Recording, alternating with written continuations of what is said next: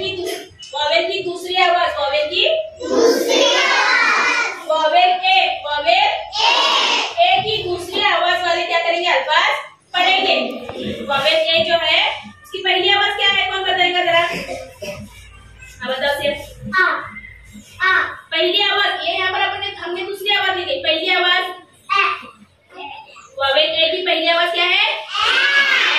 दूसरी आवाज की क्या करेंगे हम यहाँ पर अल्फाज पढ़ेंगे, पढ़ने वाले। तो हम यहाँ पर CAR क्या होता है? CAR।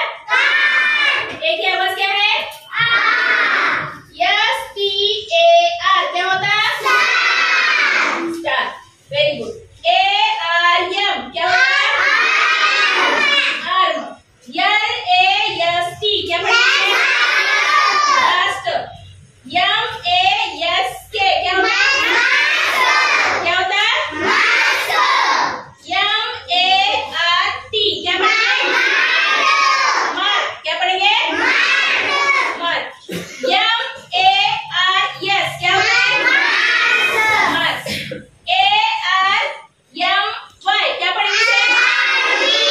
आर्मी। एक आवाज क्या पढ़ेंगे? क्या है यहाँ पर? PATH क्या पढ़ेंगे? क्या पढ़ेंगे?